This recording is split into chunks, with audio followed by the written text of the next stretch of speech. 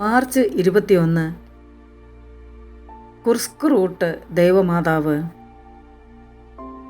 1898 March 21 Kursk റൂട്ടിലെ ദൈവമാതാവിൻ്റെ പള്ളി അരാജകത്വവാദികൾ ബോംബിട്ട് തകർത്തപ്പോൾ marble പ്രതലങ്ങളും ഇരുമ്പ് കമ്പികളും ജനാലകളും പൊട്ടിത്തെറിച്ചു.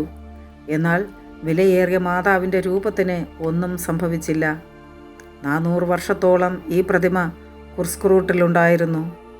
1295 സെപ്റ്റംബർ 8 കുറച്ചാളുകൾ വേട്ടയാടുന്നതിനും കുളിക്കുന്നതിനും വേണ്ടി കാട്ടിൽ പോയി. ഒരാൾ ഒരു സ്വരൂപം മരത്തിൻ്റെ വേരിനടിയിൽ കിടക്കുന്നത് കണ്ട് അവിടെ നിന്നും എടുത്തപ്പോൾ സ്വരൂപം കിടന്നിടത്ത് നിന്നും ഒരു അരുവി ഒഴുകുവാൻ തുടങ്ങി.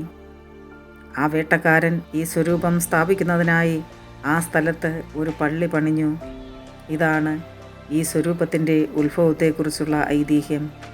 അവിടെ ഇപ്പോഴും ധാരാളം അത്ഭുതങ്ങൾ നടക്കുകയും ധാരാളം തീർത്ഥാടകർ ഇന്നും സന്ദർശിക്കുകയും ചെയ്യുന്നു.